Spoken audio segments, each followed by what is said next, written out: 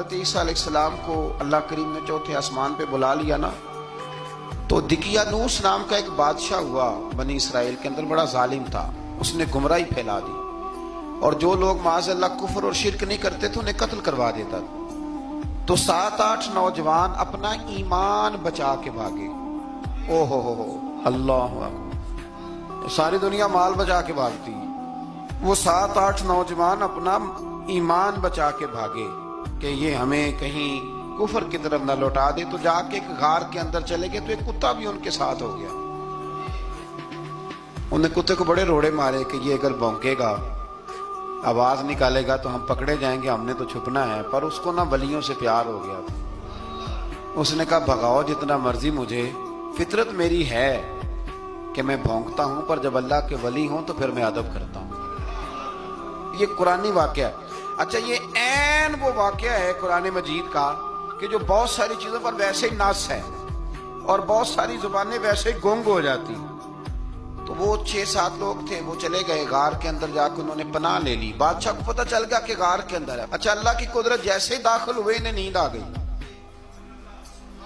یہ سو گئے۔ اور قرآن مجید کہتا ہے، قرآن مجید کے یہ لفظ ہیں کہ کتا غار کے منہ پر بازو پھیلا کے بیٹھ گیا، گویا اپنے مالکوں کی خدمت کر رہا ہے۔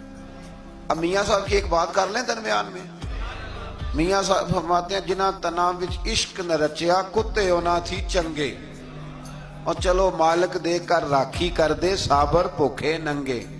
یہ دیکھو نا کہ اتنا تو ان کے اندر بھی کمال ہے۔ اپنے نا دونوں بازو پھیلا کے، کتا بھی غار پہ بیٹھ گیا، ان کو نیند آ گئی۔ بادشاہ نے پتہ کرایا، کہاں بھاگ کے گئے؟ تو کہا وہ غار کے اندر ہے۔ بادشاہ کہنے لگا کہ ان کی سزا یہ ہے کہ ایک دیوار چن دو غار کے منہ میں، غار کو بند کر دو۔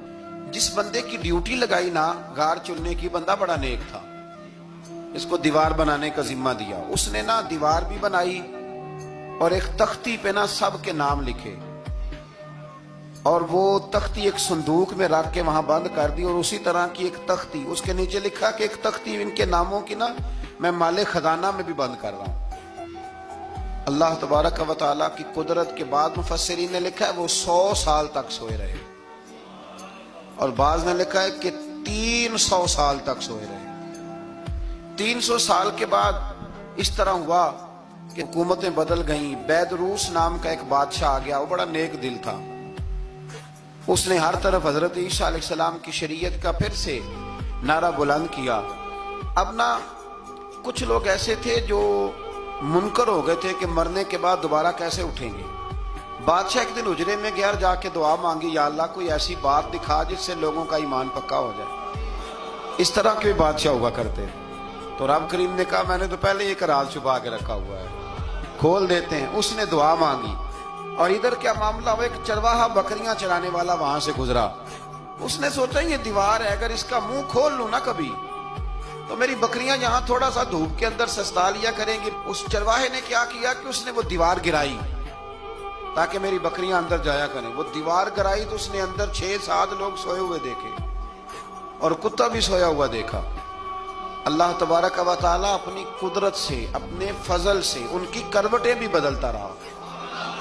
اپنی قدرت سے ایک طرف انسان پڑا رہے نا تو اعضاء گل جاتے ہیں، ان کی کروٹیں بھی بدلی جاتی، مناسب روشنی بھی دی جاتی، حرارت بھی۔ اس نے دیوار گرائی تو ان کی آنکھ کھل گئی، ایک دوسرے سے کہنے لگے آج تو بڑی گہری نیند سوئے ہیں یار، آج تو لمبی نیند پوری کر لی، چلو بھوک بڑی لگی ہے ایک دوست کو بھیجو۔ یہ سارا واقعہ قرآن مجید میں موجود ہے۔